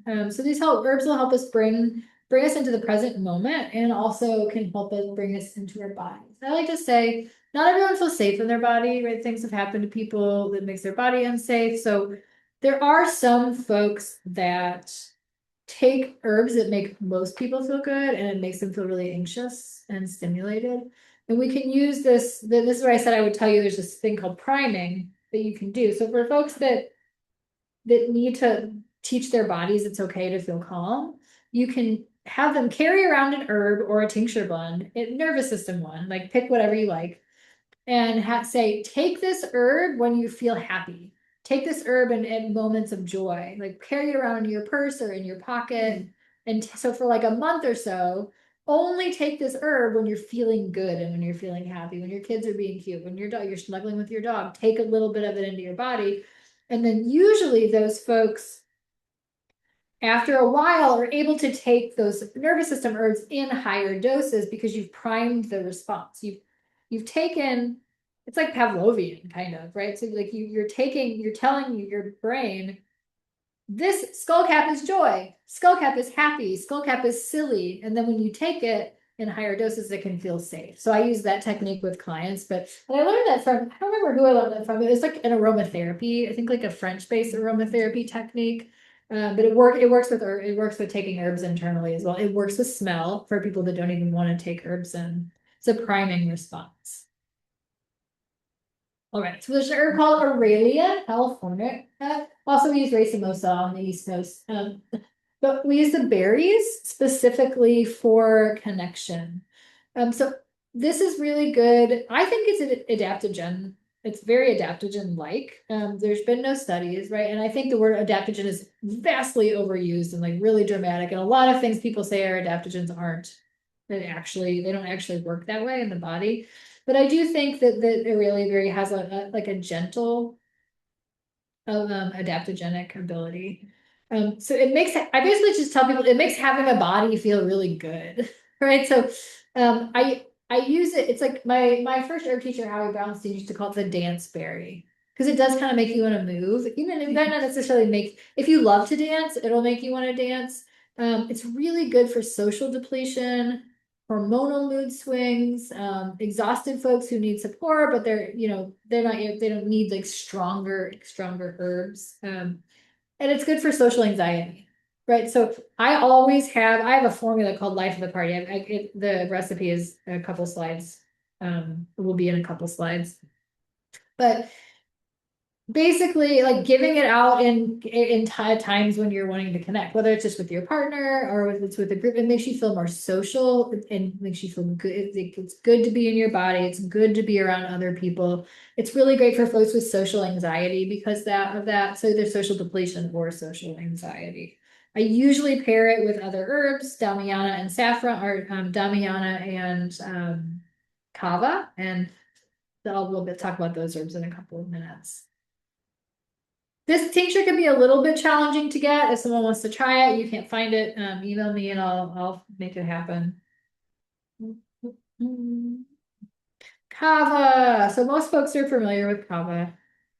Kava is amazing for social anxiety, public speaking, tension that prevents engagement. So kava at small doses can make you feel awake and connected. And at very high doses, it can be stimulus or it can be sedating. And in between doses, it's going to feel relaxing and like socially expansive.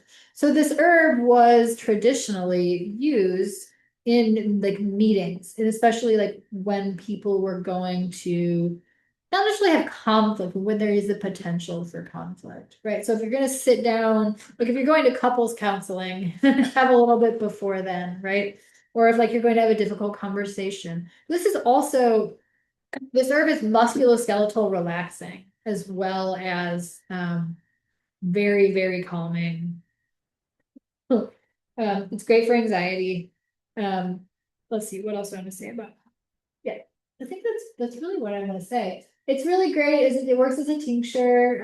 Avoid with liver disease. Don't take this when you're pregnant. And if you drink a lot of alcohol, I mean, not like a couple drinks a week, but if you like drink consistently, don't take a ton of kava because it can mess with your liver. And if you're going to buy the tincture or make it, you want to use noble varieties of kava when you are taking it internally. So there's other types of kava, the non-noble types of kava are fine for external use because kava is also really great in like an oil or a liniment to help muscle relaxing. But yeah, so use the noble kavas for that.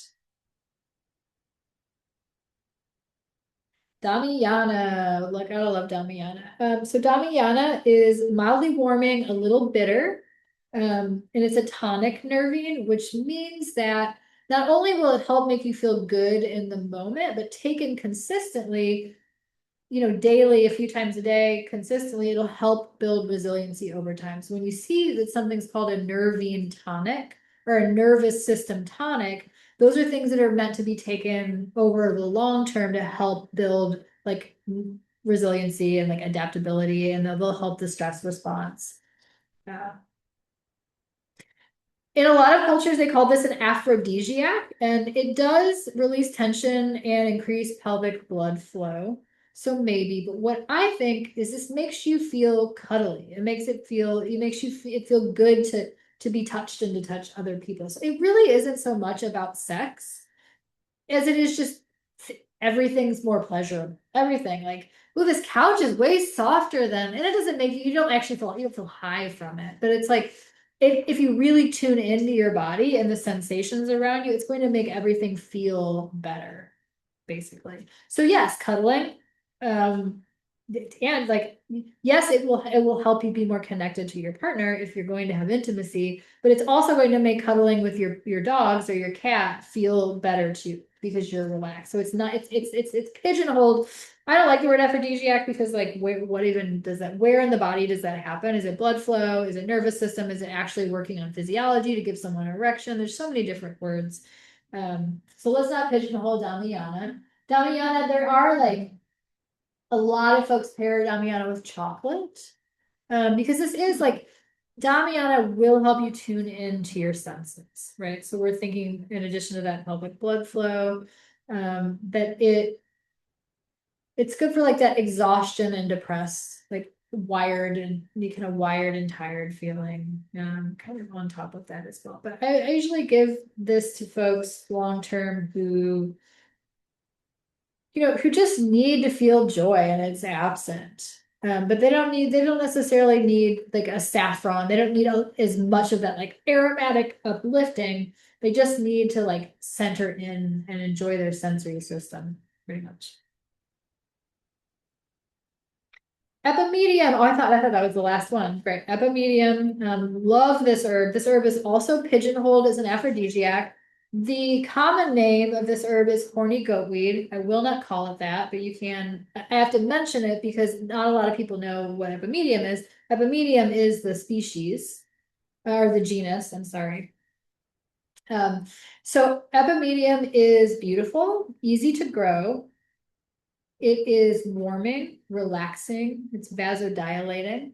And so in terms of its aphrodisiac qualities, it can help. It's not like super strong like Viagra, but it does have a gentle mechanism that can help with erections and can help with like engorgement of the clitoris.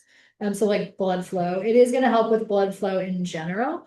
But this herb is also very, very much pigeonholed. The capsules are great. I don't know why I don't have the tea. It's an amazing base for a tea. It's not super hot. It's just a little bit more warming. It's relaxing. It is my favorite herb to do at a tea tasting because everyone is relaxed and giggling and super, super happy afterwards. The best. It can help with high blood pressure, especially for folks whose blood pressure spikes or the blood pressure spikes when they're stressed out. And so this is another herb that I use that is amazing for connection and just getting back and down and into your body. So I think you should try it as a tea because it's super pleasant, really safe. I have never seen someone take a high enough dose that it causes dizziness or driving off, but technically that is something that it can help with. I also use it a lot for folks that are depleted, depressed, and have like reproductive fatigue. So basically like sluggish, boggy, heavy, sluggish feeling. So these aren't sharp, stabby gnomes in your uterus sort of pain. This is like that dull, yuck, slow ache that just makes you want to gently like writhe around. So it can help with blood flow, and it can be really helpful for like PMS and PMDD. But like again, if someone is bleeding heavily, this is going to dilate blood vessels and move peripheral blood flow. So you really don't want to use a lot of it or right around the menstrual cycle for folks that are already bleeding heavily or having like some sharp pain. Even a little bit of sharp pain is fine. But yeah, you don't want to make someone bleed too much. But for folks that bleed, like have an average amount of bleeding, it's fine. It's fine. It's not like going to stimulate too much bleeding in everyone. There are just some folks that tend to bleed. They don't like their vessels don't clamp down as well as others, so they just tend to bleed more. Let's see, what else do I want to say? I think that's what I want to say. Yeah, tell everyone far and wide to call horny goatweed epimedium and to not pinch. It doesn't want to be. I don't think. I mean, I guess we don't know what it wants, but I don't think that anyone wants to be pigeonholed, right? Especially as like an erection herb for livestock to make. I think it's like the story is. Of course, this is just a story, but the story is that they used to give it to goats to make them more prolific, right? To like make them have sex more. Right, but this herb will just make you feel really like warm and cozy and happy. So I have a formula called Life of the Party. It's very simple. I've been making it for years. I'm obsessed with David Bowie, so he is the life of every party. So it's equal parts kava, Aurelia berry, and Damiana. You are also welcome to, if you want it to, so that's just tincture. That's just like basic tincture. And parts means let's say if you're making 4 ounces, let's not say 4 ounces, let's say you're making 3 ounces, that there are 3 parts, you'll have 3 total parts. 1 ounce of kava, 1 ounce of Aurelia, 1 ounce of Damiana. You can also, if you want it to be more elixir-like, right? So if you don't want it to be so strong, you want to be able to take more of it and it tastes better, you can do 2 parts honey for every 1 part of each of those. Right, so 1 part, 1 part, 1 part, 2 parts. And so this Life of the Party formula is really great for connection, for fun. It's amazing for, like I said, life of the party. It's going to make people get out of themselves and connect with each other. It's very, very good for social anxiety. For social anxiety, I would leave the honey out because you're going to need a little more.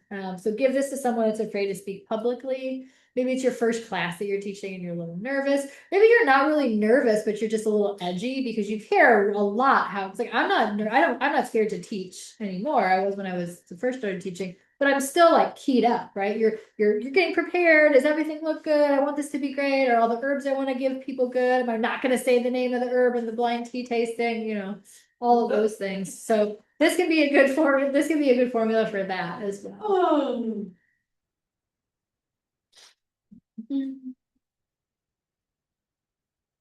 We're going to talk about some more herbs, but I just want to really quickly talk about somatics in terms of sensory practice. So when I say somatics, there are a lot of different somatic practices. Like therapists use somatic practices. There's somatic practitioners. There's somatic yoga.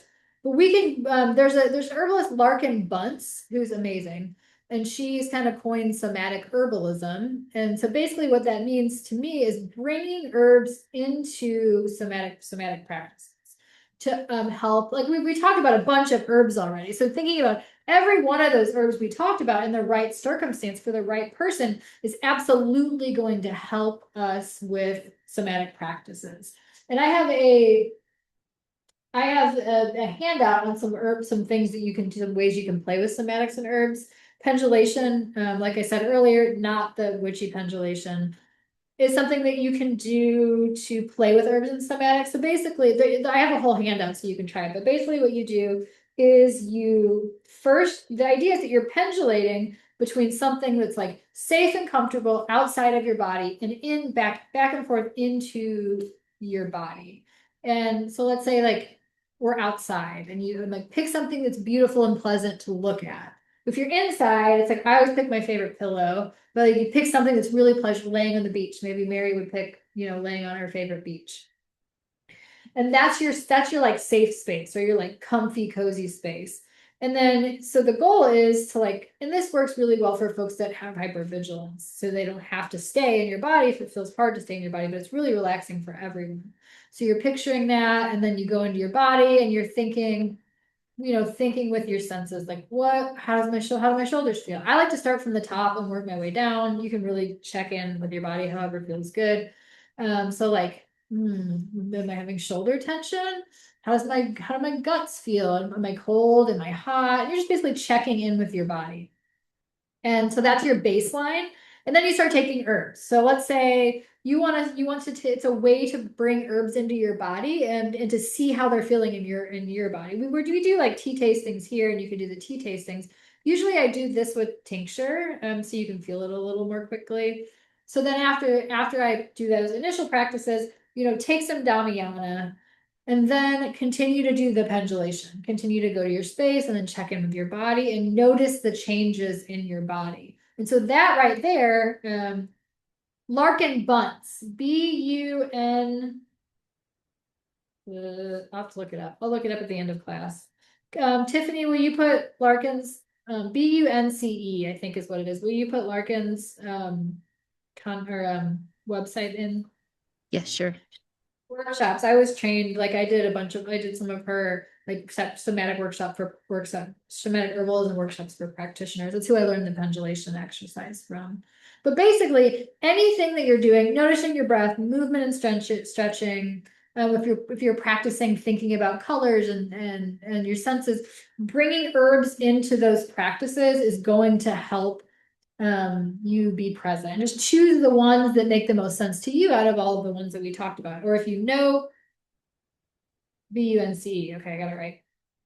If you know what herbs you like already, use those things. So we're co-opting, like we talked about in the beginning. We're using all of these herbs with, and really what I say is somatic, although there's a lot of ways to learn somatics.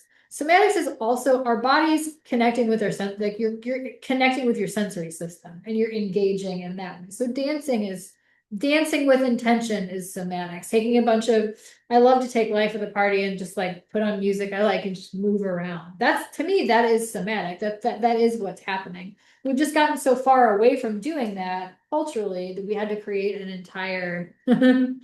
And it's people that are well trained and like especially therapists, it's a completely different game. So people are working with trauma and mental health issues. That's not what we're talking about here. We're just trying to build resilience. We're co-opting that adaptive flexibility and that predictive regulation. We're widening our view by doing all of these things.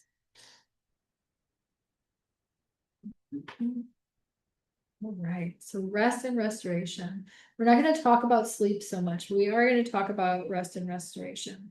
So we're thinking about rest as the intentional pause. Oh, it got dark in here. This happened last night too. Would you guys like the lights on for the last bit of class so you can see your pages more? I'm good. I mean, if anybody else. You good? Either way. Okay. Sorry, it got really dark in here, of course, because time goes by. All right, so rest is intentional pausing. So it's sleeping. Sleep is under the umbrella of rest, but we're also thinking about pausing from doing things. So stop doing things. Quieting the body and quieting the mind as much as we can, or at least softening the mind if we can't quiet it. So our systems can slow down, recalibrate, and just be, right? So we want to be instead of producing things. We don't want to produce thoughts. We don't want to produce dinner. We just like want to chill. And so I think that those connection herbs that we talked about, especially, are really, really good for resting. And we'll talk about additional herbs that are really great for rest. So like we talked about, zoning out in front of endless screens or collapsing from exhaustion, not necessarily rest. That's kind of checking out or zoning out, which is useful. It's just a different mechanism. So no shaming, no TV binge shaming here. But we're thinking about like sitting quietly while drinking a cup of tea. Low sensory input, passive sensory input, right? Something simple. Taking it's like a hammock nap where you're like not necessarily sleeping, but you're just like in and out. Really gentle stretching that kind of gets closer to restorative or things. And we're thinking about restoration as a refill, like to refill what has been deleted. So restoration is that process of refilling what's been deleted, which is depleted or deleted maybe.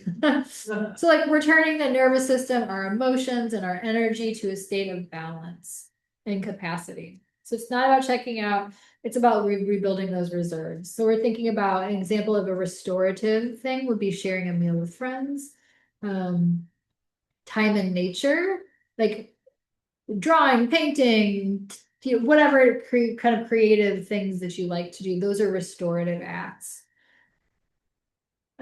Yeah. So rest, pausing, quiet, stillness. Restoration is refilling those cups. Movement, nature, creativity, time with loved ones. Those small and regular things that we do. Transitions matter, both in life and in our days. So herbs are really, really amazing, especially for that transition from whatever you were doing during the day, working, cleaning, taking care of kiddos, doing errands, to evening, which is the time, if at all possible. Sometimes people work at night and this is going to be like their early morning. So insert, your timing in wherever works, but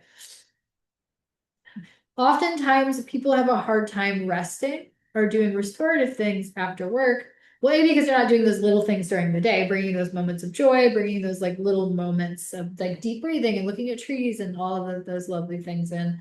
But also because we have our nervous systems have a transition from like the stress and the busyness of our days to shift from like doing things into just being in our bodies and being with people. So yeah, herbs are amazing. So a lot of times it's like I'll say I have a client come in that like likes cocktails after work because they're like, okay, I know I'm done with work when I have, my martini. And it's absolutely fine to have a martini after work if that works for you. But like, let's say I have a client came in that was like, I drink 3 martinis a night and I think it's too much. I'm getting older. I'm noticing effects on my bodies, but I just need this thing to transition from my day. If I don't do anything, I don't feel like my day is over and my evening begins. So those are the transition like markers where we can use herbs and those little bit of somatic practices to shift into our evening. This is also, for me, it's also weekends. Or if you work for yourself or you work from home, put this in wherever you need it, right? It's really easy if you have your own business or you're trying to build a business to always a little bit be working, but you are not going to have a lot of resilience if you don't create those boundaries with yourself in whatever way makes sense. Sometimes moms with 4 kids that manage a household, they're maybe going to have 10 minutes, maybe in a day, but whereas those of us that make their own schedules and have no kids, like can probably make more time, like 30 minutes. I tell my clients, to make a joy list. So I say, write down 5 things that take 5 minutes or under that bring you joy, 1 to 5 minutes. 5 things that take 20 to 30 minutes, and 5 things that take, 1 to 4 hours. And I say, do one thing on your 1 to 5 minute list per day, one thing on your 20 to 30 minutes per week, and then once a month, go on an outing. It's usually an outing. Like I like to go hiking. I like to go to the museum. I like to go out to dinner with my friends, right? And I've seen that alone just change people's lives. Because the cool thing is, once they start doing it, they realize there's actually more time in the day. Even if you're working 2 jobs and you get a lunch break, like you can use that lunch break like you can still transition from that lunch break and get 20 minutes of relaxation. And that's better than no things, right? We know that those small things can add up to big things. Okay, so some herbs for restoration. So thinking of plants that soften, settle, and that these are going to be, all of these herbs are going to be nervine tonics. So you're thinking about these herbs that we're going to take longer term to help build that resiliency in, and to bring presence to our restorative action, or, our restorative practices.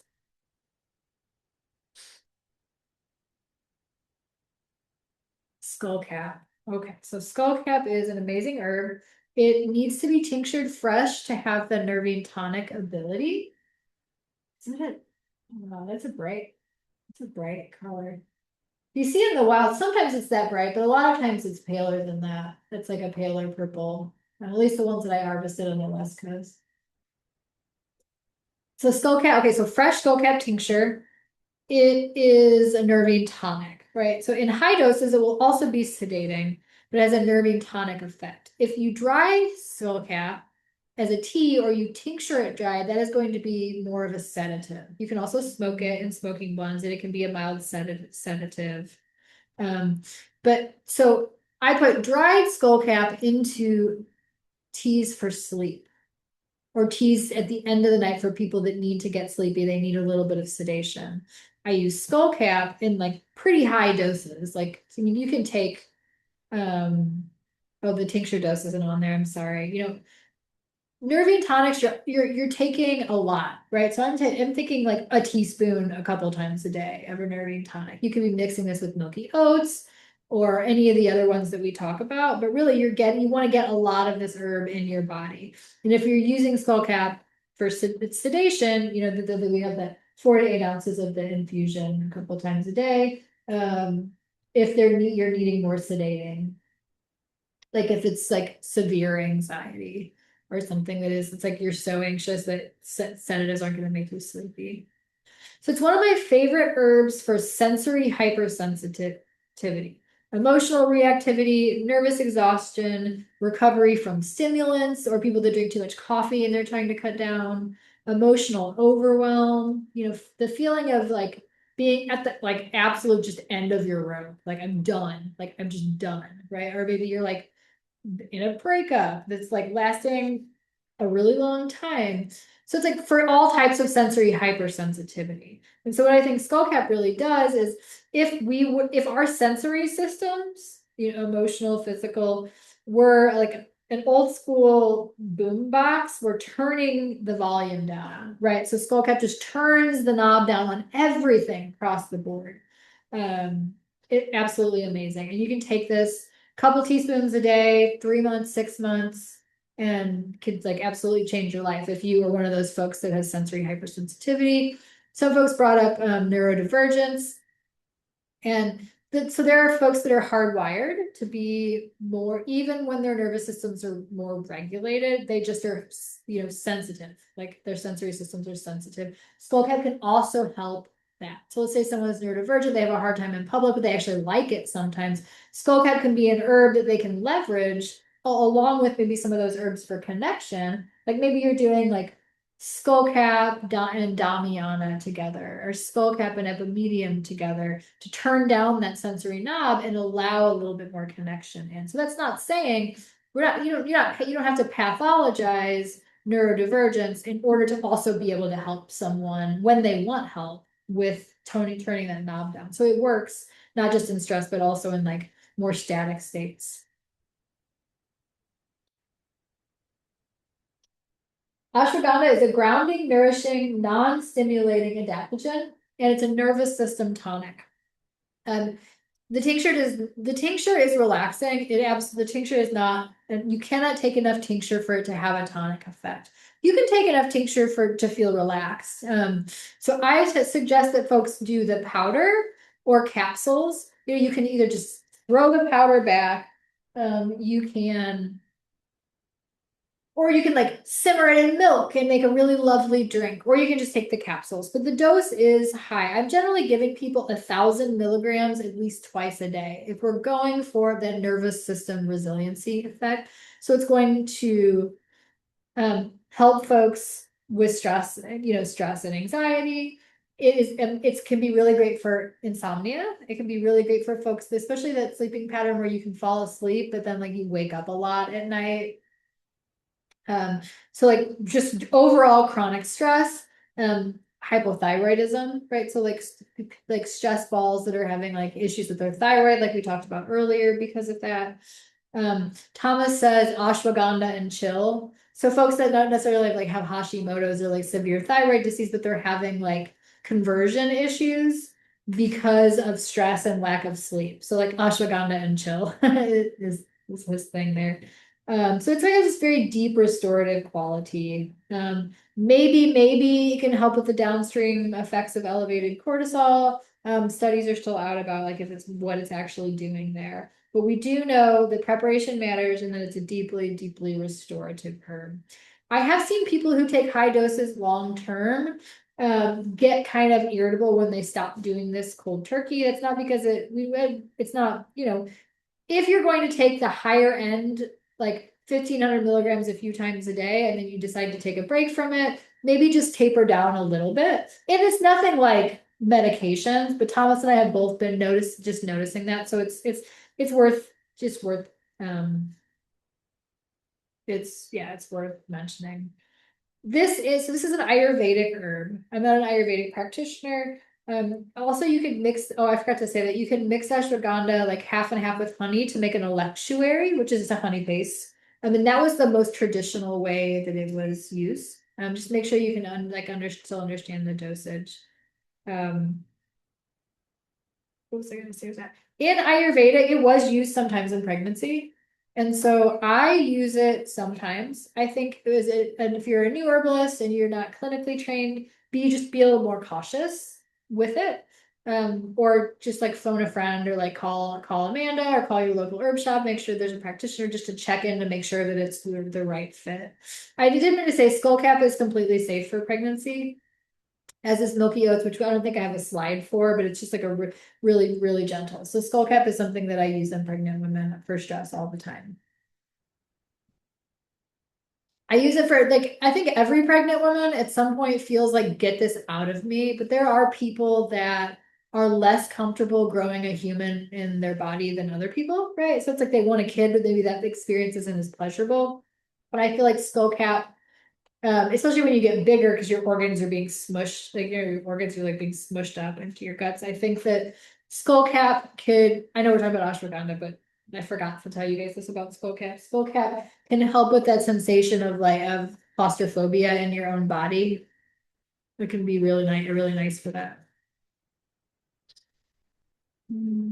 Poor sleep. So like poor sleep, not just maybe you're sleeping, but you're not feeling rested. So like poor sleep quality, ashwagandha can be really good.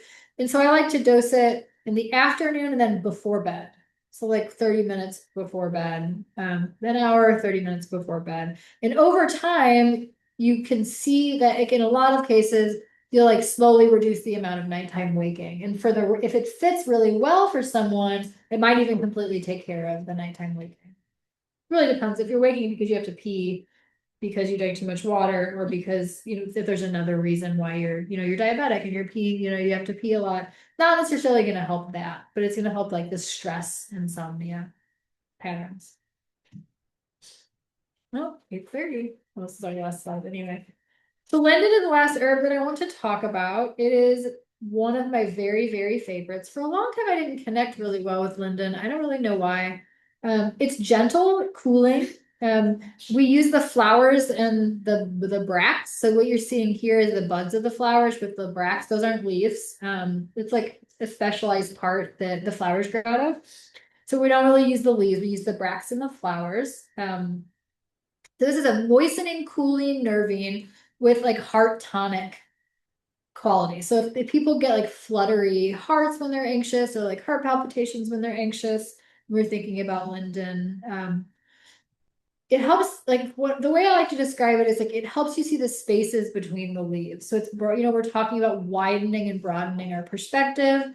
I think you can go pretty strong with this. Like you can take that higher end if you need to. It's really safe. Thomas likes it for travel stress as well. But yeah, I really think it helps people widen and shift perspectives. Like if you're feeling rigidity in your perspective, or you want to see like, you know, you're looking at the leaves as a whole, but you want to be able to see them individually and notice that space and the softness around it. And this can soften people's hearts and it just has like a really beautiful expansive energy that moves like up and out in all directions. It's aromatic. It's very gently aromatic though. Airport frazzle, emotional constriction, nervous systems that feel like tight and compressed and smushed in a vice. Linden can help with that. All right, folks. So those, I know we went a little quickly through those last herbs, but I just gave you a ton of information and I hope that you'll be able to use that, you know, take some of those herbs and kind of try them out at home and use some of these practices. So does anyone have any questions before we end for the evening? All right. Well, thanks online folks for being here. We'll see you, hopefully see you next month. I don't remember what the class is next month, but Tiffany will email folks about it. All right. Bye-bye.